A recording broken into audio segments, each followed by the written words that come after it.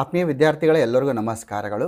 9ನೇ ತರಗತಿಯಲ್ಲಿ ಮಾಹಿತಿ ತಂತ್ರಜ್ಞಾನವನ್ನು ಆಯ್ಕೆ ಮಾಡಿಕೊಂಡಿರುವಂಥ ಎಲ್ಲ ವಿದ್ಯಾರ್ಥಿಗಳಿಗೆ ಹಾರ್ದಿಕವಾಗಿರುವಂಥ ಅಭಿನಂದನೆಯನ್ನು ಸಲ್ಲಿಸ್ತಾ, ಆತ್ಮೀಯ ವಿದ್ಯಾರ್ಥಿಗಳೇ, ಈ ಒಂದು ವಿಡಿಯೋದಲ್ಲಿ ನಾವು ಈ ಒಂದು ಅಸೈನ್ಮೆಂಟ್ಸ್ ಅಂತ ಏನು ಹೇಳ್ತೀವಿ, ಪ್ರಾಜೆಕ್ಟ್ ವರ್ಕ್ ಅಂತ ನಾವೇನು ಹೇಳ್ತೀವಿ, ಅಥವಾ ಚಟುವಟಿಕೆಗಳು.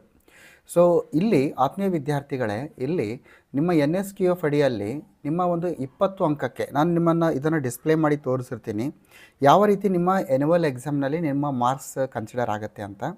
ಸೊ ಆತ್ಮೀಯ ವಿದ್ಯಾರ್ಥಿಗಳೇ, ಇಲ್ಲಿ ನಿಮಗೆ ಆಂತರಿಕ ಮೌಲ್ಯಮಾಪನದ ಅಂಕಗಳು 20 ಇರ್ತವೆ.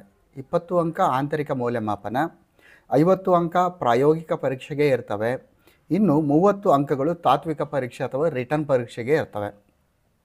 ಸೊ ತಾತ್ವಿಕ ಪರೀಕ್ಷೆ ಅಂದಾಗ ನಿಮಗೇನಾಗುತ್ತೆ, ಈ ಒಂದು ಎನ್ಯುವಲ್ ಎಕ್ಸಾಮಿನೇಷನ್ ಅಂತ ಏನು ಬರಿತೀರಿ, ಸೊ ಅಲ್ಲಿ ಎನ್ಯುವಲ್ ಎಕ್ಸಾಮಿನೇಷನ್ ಕ್ವಶನ್ ಪೇಪರ್ ಎಷ್ಟು ಇರುತ್ತೆ ಅಂದರೆ 60 ಮಾರ್ಕ್ಸಿಗೆ ಇರ್ತದೆ. ನೀವು 60 ಅಂಕದ ಪ್ರಶ್ನೆ ಪತ್ರಿಕೆಗೆ ಉತ್ತರವನ್ನು ನೀವು ಬರಿತೀರಿ.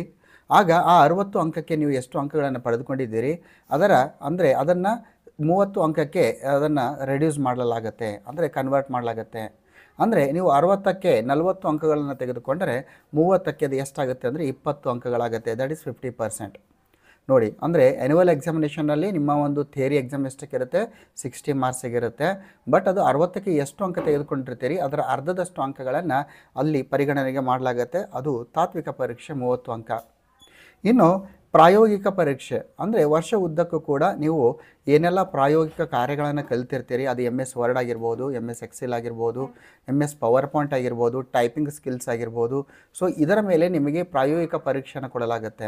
ಅಂದರೆ ನಿಮಗೆ ಒಂದಿಷ್ಟು ಟಾಸ್ಕನ್ನು ಕೊಡಲಾಗುತ್ತೆ, ಟೈಪಿಂಗ್ ಇರ್ಬೋದು, ಅಥವಾ ಒಂದು MS ವರ್ಡ್ನಲ್ಲಿ ಇಷ್ಟೊಂದು ಟೈಪಿಂಗ್ ಮಾಡೋದು, ಪೇಜ್ ಸೆಟಪ್ ಮಾಡುವಂಥದ್ದು, ಆಮೇಲೆ ಲ್ಯಾಂಡ್ಸ್ಕೇಪನ್ನು ಚೇಂಜ್ ಮಾಡುವಂಥದ್ದು, ಎಕ್ಸೆಲ್ನಲ್ಲಿ ಅಂಕಗಳನ್ನು ಅಳವಡಿಸುವಂಥದ್ದು. ಸೊ ಈ ರೀತಿಯ ಪ್ರಶ್ನೆಗಳನ್ನು ಕೊಟ್ಟು ಅದು ಪ್ರಾಯೋಗಿಕವಾಗಿ ನೀವು ಕೆಲಸ ಮಾಡಬೇಕಾಗತ್ತೆ, ಕಾರ್ಯವನ್ನು ಮಾಡಬೇಕಾಗತ್ತೆ. ಅದಕ್ಕೆ 50 ಅಂಕ. ನೋಡಿ, 30 ಅಂಕ ಏನಾಯಿತು, ಥಿಯರಿ ಎಕ್ಸಾಮು, ಅಂದರೆ ಬರಿತಾ ಇದ್ದೀರಿ 60 ಅಂಕಕ್ಕೆ, ಕನ್ವರ್ಟ್ ಮಾಡ್ತಾ ಇದ್ದಾರೆ 30 ಅಂಕಕ್ಕೆ. ಇನ್ನು ಪ್ರಾಕ್ಟಿಕಲ್ ಎಕ್ಸಾಮ್ ಎಷ್ಟಿದೆ, 50 ಮಾರ್ಕ್ಸಿಗಿದೆ. ಇನ್ನು ಉಳಿತು 20 ಅಂಕ. ಸೊ ಈ 20 ಅಂಕ ಏನಂದರೆ ಆಂತರಿಕ ಮೌಲ್ಯಮಾಪನ. ಸೊ ಈ ಆಂತರಿಕ ಮೌಲ್ಯಮಾಪನದಲ್ಲಿ ಏನು ಬರ್ತದೆ ಅಂದರೆ ರೂಪಣಾತ್ಮಕ 1, 2, 3, 4 ಇರ್ತವೆ. FA1, FA2, FA3, FA4. So ಪ್ರತಿಯೊಂದು ರೂಪಣಾತ್ಮಕಕ್ಕೂ ಕೂಡ ನೀವು ಇಲ್ಲಿ 15 ಅಂಕಗಳ 2 ಪ್ರಾಜೆಕ್ಟ್ ವರ್ಕನ್ನು ಮಾಡಬೇಕಾಗತ್ತೆ, 2 ನಿಯೋಜಿತ ಕಾರ್ಯಗಳನ್ನು ಮಾಡಬೇಕಾಗತ್ತೆ. ಅಂದರೆ 15 ಅಂಕಗಳ 2 ನಿಯೋಜಿತ ಕಾರ್ಯಗಳು ಅಸೈನ್ಮೆಂಟ್ಸು. ಒಂದು ಸಾಧನ ಪರೀಕ್ಷೆ ಇರುತ್ತೆ 20 ಅಂಕದ್ದು. ಸೊ ಆತ್ಮೀಯ ವಿದ್ಯಾರ್ಥಿಗಳೇ, ಪ್ರತಿಯೊಂದು ರೂಪಣಾತ್ಮಕಕ್ಕೆ ಕೂಡ 2 ನಿಯೋಜಿತ ಕಾರ್ಯಗಳು, ಪ್ರತಿಯೊಂದು ನಿಯೋಜಿತ ಕಾರ್ಯ 30 ಅಂಕಕ್ಕೆ. ಹಾಗಾದರೆ 2 ನಿಯೋಜಿತ ಕಾರ್ಯಕ್ಕೆ ಪ್ರತಿಯೊಂದು ನಿಯೋಜಿತ ಕಾರ್ಯ 15 ಅಂಕಕ್ಕೆ, 2 ನಿಯೋಜಿತ ಕಾರ್ಯಗಳು ಎಷ್ಟಾಯಿತು, 30. ಇನ್ನು 20 ಅಂಕದ ಸಾಧನ ಪರೀಕ್ಷೆ. ಸೊ ಒಂದು ರೂಪಣಾತ್ಮಕಕ್ಕೆ, ಒಂದು FA1ಗೆ ನಿಮಗೆ ಎಷ್ಟಾಗುತ್ತೆ, 50 ಅಂಕದ ಒಂದು ಆಂತರಿಕ ಮೌಲ್ಯಮಾಪನಕ್ಕೆ ಒಳಗಾಗ್ತೀರಿ. ಹೀಗೆ ವರ್ಷದ ಉದ್ದಕ್ಕೂ ಕೂಡ 4 ರೂಪಣಾತ್ಮಕಗಳಲ್ಲಿ ಒಟ್ಟು ನೀವು ಎಷ್ಟಾಗುತ್ತೆ ಅಂದರೆ 200 ಅಂಕಗಳು. ಸೊ ಈ 200 ಅಂಕಗಳನ್ನು 20 ಅಂಕಗಳಿಗೆ ಅದನ್ನು ರೆಡ್ಯೂಸ್ ಮಾಡಲಾಗ್ತದೆ. ಸೊ ಆತ್ಮೀಯ ವಿದ್ಯಾರ್ಥಿಗಳು, ಈ ವಿಡಿಯೋದಲ್ಲಿ ನಾವೇನು ಮಾಡ್ತೀವಿ, ಪ್ರತಿಯೊಂದು ರೂಪಣಾತ್ಮಕದಲ್ಲಿ ಕೂಡ ನೀವು 15 ಅಂಕಗಳ 2 ನಿಯೋಜಿತ ಕಾರ್ಯಗಳನ್ನು, 2 ಅಸೈನ್ಮೆಂಟ್ಸ್ಗಳನ್ನು ನೀವು ಬರಿಬೇಕಾಗತ್ತೆ. ಸೊ ಈ ವಿಡಿಯೋದಲ್ಲಿ ನಾವು ವಿಶೇಷವಾಗಿ ರೂಪಣಾತ್ಮಕ 1ರಲ್ಲಿ ಬರುವಂತಹ ನಿಯೋಜಿತ ಕಾರ್ಯಗಳನ್ನು ನಾವು ಹೇಗೆ ಬರಿಬೇಕು, ಸೊ ಮಾದರಿ ನಿಯೋಜಿತ ಕಾರ್ಯಗಳನ್ನು ಚರ್ಚೆ ಮಾಡ್ತೀವಿ, ಹಾಗೂ ಮಾದರಿ ಉತ್ತರಗಳನ್ನು ಕೂಡ ನಾವು ಚರ್ಚೆ ಮಾಡ್ತಾ ಹೋಗ್ತೀವಿ ರೂಪಣಾತ್ಮಕ 1ರಲ್ಲಿ. ಸೊ ರೂಪಣಾತ್ಮಕ 1ಕ್ಕೆ ಸಂಬಂಧಿಸಿದಂತೆ ನಾವು ಎಷ್ಟು ಬರಿಬೇಕು, 15 ಅಂಕಗಳ 2 ನಿಯೋಜಿತ ಕಾರ್ಯಗಳನ್ನು ನಾವು ಬರಿಬೇಕಾಗತ್ತೆ. ಸೊ ಇದು ನಿಮಗೆ ಕ್ಲಿಯರ್ ಆಯಿತು ಅಂತ ಅನಿಸುತ್ತೆ. ಸೊ ಇದನ್ನು ನೀವು ಶಾಲೆಗಳಲ್ಲಿ ಚರ್ಚೆ ಮಾಡ್ತಾ ಇದ್ದರೆ ಶಿಕ್ಷಕರು ಇದನ್ನು ಮಕ್ಕಳಿಗೆ ಒಂದಿಷ್ಟು ಸ್ಪಷ್ಟನೆ ಮಾಡುವಂಥ ಪ್ರಯತ್ನ ಮಾಡಬೇಕು ಅಂತ ಹೇಳ್ತಾ, ಸೊ ಬನ್ನಿ ನೋಡ್ತಾ ಹೋಗೋಣ ಈ ಒಂದು ನಿಯೋಜಿತ ಕಾರ್ಯಗಳು ಹೇಗಿರ್ತದೆ ಅಂತ.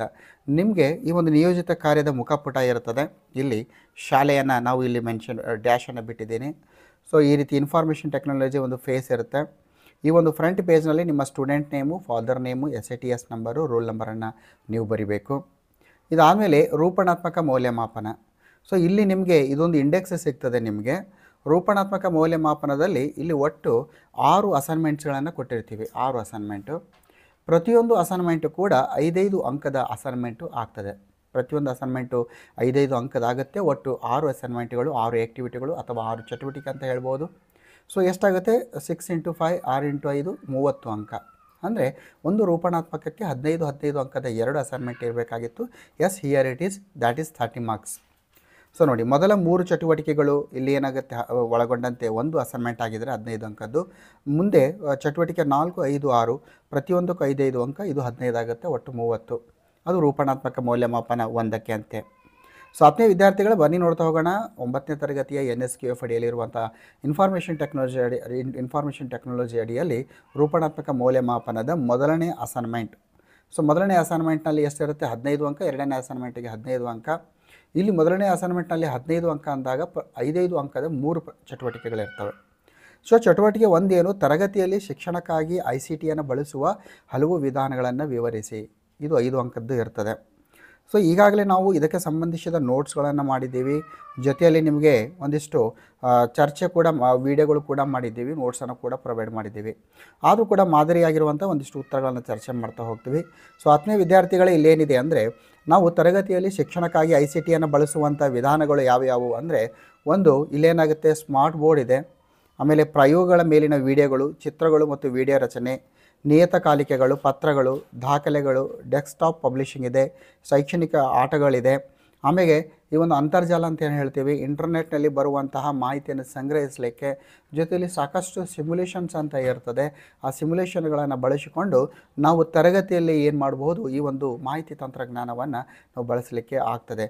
ಸೊ ತಾವೇನು ಗಮನಿಸ್ತಾ ಇದ್ದೀರಿ, ಇದನ್ನು ನೀವೇನು ಮಾಡಬೇಕು, ನಿಮ್ಮ ಒಂದು ಅಸೈನ್ಮೆಂಟಿನ ಮೊದಲನೇ ಚಟುವಟಿಕೆ ಏನಿದೆ ಆ ಚಟುವಟಿಕೆಯಲ್ಲಿ ಇಷ್ಟು ಪಾಯಿಂಟ್ಗಳನ್ನು ನೀವು ಬರಿಬೇಕಾಗ್ತದೆ. ಇದು ಒಂದು. ಸೊ ಎರಡನೇ ಚಟುವಟಿಕೆ ಏನಿದೆ ಅಂದರೆ, ಇಲ್ಲಿ ಸಂವಹನದಲ್ಲಿ ಮಾಹಿತಿ ತಂತ್ರಜ್ಞಾನದ ಅನ್ವಯವನ್ನು ತಿಳಿಸಿ. ಸಂವಹನ ಅಂದಾಗ ನಾವು ಕಮ್ಯುನಿಕೇಷನ್ ಅಂತ ಹೇಳ್ತೀವಿ. ಸೊ ಇಲ್ಲಿ ಎಕ್ಸಾಂಪಲ್ ಆಗಿ ನಾವು ಒಬ್ಬ ವ್ಯಕ್ತಿಯನ್ನು ಮತ್ತೊಬ್ಬ ವ್ಯಕ್ತಿಗೆ ನಾವು ಸಂಪರ್ಕಿಸಬೇಕಾದಾಗ ನಾವು ಹೇಗೆ ಸಂಪರ್ಕಿಸ್ತೀವಿ? ವಿಡಿಯೋ ಕಾಲ್ ಮಾಡ್ತೀವಿ, ಆಡಿಯೋ ಕಾಲ್ ಮಾಡ್ತೀವಿ, ಮೆಸೇಜನ್ನು ಮಾಡ್ತೀವಿ, ಫ್ಯಾಕ್ಸನ್ನು ಕಳಿಸ್ತೀವಿ. ಸೊ ಇವೆಲ್ಲ ಏನಿದೆ, ಸಂವಹನ ಮಾಡುವಂಥದ್ದು, ಕಮ್ಯುನಿಕೇಷನ್ ಮಾಡುವಂಥ ತಂತ್ರಜ್ಞಾನ. ಸೊ ಈ ಒಂದು ಸಂವಹನ ಮಾಡುವಂಥ ತಂತ್ರಜ್ಞಾನದಲ್ಲಿ ಮಾಹಿತಿ ತಂತ್ರಜ್ಞಾನ ಯಾವ ರೀತಿ ಉಪಯೋಗ ಆಗ್ತದೆ, ಅದು ಅನ್ವಯ ಆಗ್ತದೆ ಅಂತ ಇದೆ. ಸೊ 10ನೇ ವಿದ್ಯಾರ್ಥಿಗಳೇ, ಇಲ್ಲಿ ಮಾಹಿತಿ ತಂತ್ರಜ್ಞಾನದಲ್ಲಿ ಬಂದಾಗ ನಾವು ಏನು ಮಾಡ್ಬೋದು ಅಂತ ನೋಡಿ, ಇಲ್ಲಿ ಒಂದಿಷ್ಟು ಮಾದರಿಯಾಗಿರುವಂತಹ ಉತ್ತರವನ್ನು ಇಲ್ಲಿ ಕೊಡಲಿಕ್ಕೆ ಪ್ರಯತ್ನ ಮಾಡ್ತೀನಿ.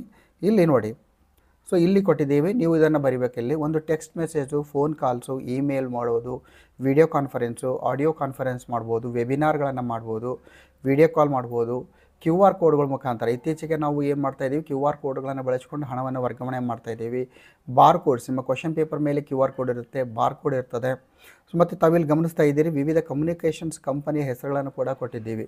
ಸೊ ಇವುಗಳನ್ನೆಲ್ಲ ಬಳಸಿಕೊಂಡು ನಾವು ಮತ್ತೊಬ್ಬ ವ್ಯಕ್ತಿಯೊಂದಿಗೆ ಸಂವಹನ ಮಾಡಬೇಕಾದಾಗ ನಮಗೆ ಮಾಹಿತಿ ತಂತ್ರಜ್ಞಾನದ ಅವಶ್ಯಕತೆ ಇದೆ. ತಾವೇನು ಗಮನಿಸ್ತಾ ಇದ್ದೀರಿ, ಈ ಎಲ್ಲ ಪದ್ಧತಿಗಳು ಮಾಹಿತಿ ತಂತ್ರಜ್ಞಾನದ ಮುಖಾಂತರ ಮಾತ್ರ ಸಾಧ್ಯ ಅಂತ ನಾವು ಹೇಳ್ಬೋದು.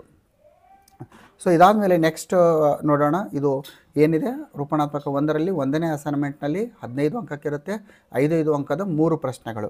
ಇದು 2ನೇ ಪ್ರಶ್ನೆಯನ್ನು ನಾವು ಚರ್ಚೆ ಮಾಡಿದ್ವಿ. ಇನ್ನು 3ನೇ ಪ್ರಶ್ನೆ, ವಿಜ್ಞಾನ ಮತ್ತು ತಂತ್ರಜ್ಞಾನದಲ್ಲಿ ಮಾಹಿತಿ ತಂತ್ರಜ್ಞಾನದ ಒಂದು ಅನ್ವಯವನ್ನು ತಿಳಿಸಿ ಅಂತ ಹೇಳಿದ್ದಾರೆ.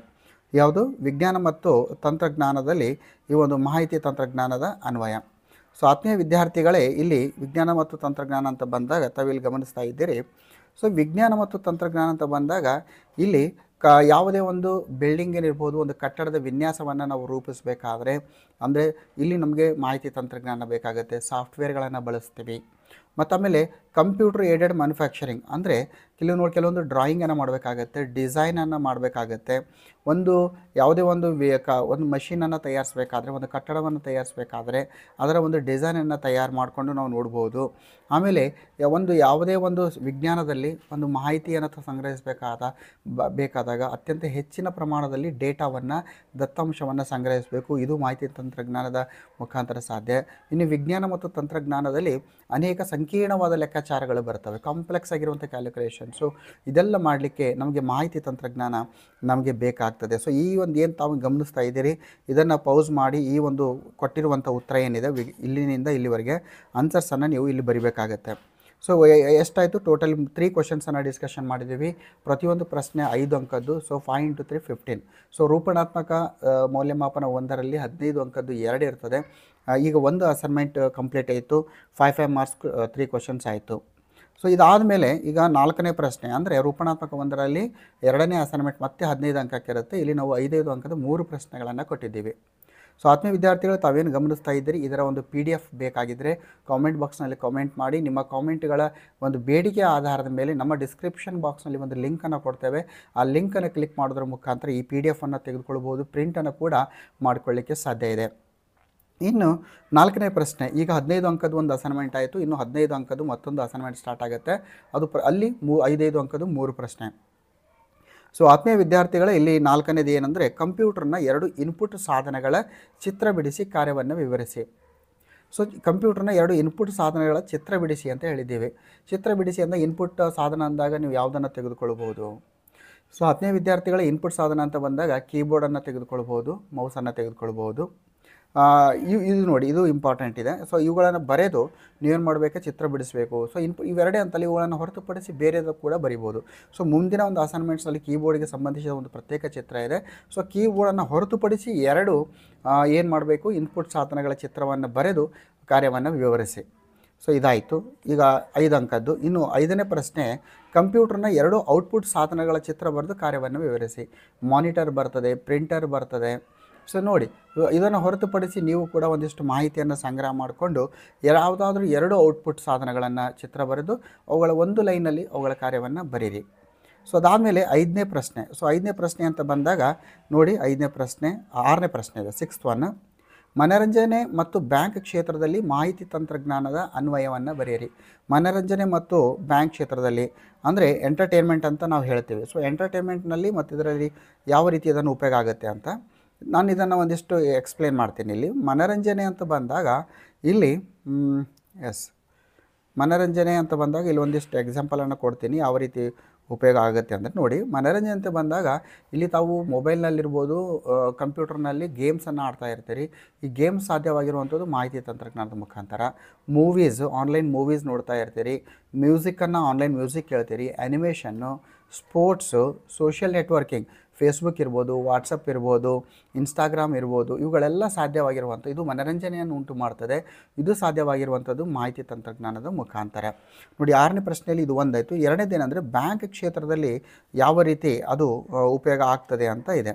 ಸೊ ಬ್ಯಾಂಕ್ ಕ್ಷೇತ್ರ ಅಂತ ಬಂದಾಗ ಅದನ್ನು ಒಂದಿಷ್ಟು ಹೇಳ್ತೀನಿ. ಬ್ಯಾಂಕ್ ಕ್ಷೇತ್ರ ಅಂತ ಬಂದಾಗ ಇಲ್ಲಿ ಹಣವನ್ನು ಆನ್ಲೈನ್ ಮುಖಾಂತರ ಸಂಗ್ರಹ ಮಾಡ್ಬೋದು, ಹಣವನ್ನು ಆನ್ಲೈನ್ ಮುಖಾಂತರ ಡ್ರಾ ಕೂಡ ಮಾಡ್ಬೋದು, ATM ಮುಖಾಂತರ ಮಾಡ್ಬೋದು, ಮತ್ತು QR ಕೋಡ್ಗಳನ್ನು ಬಳಸಿಕೊಂಡು ಮಾಡ್ಬೋದು.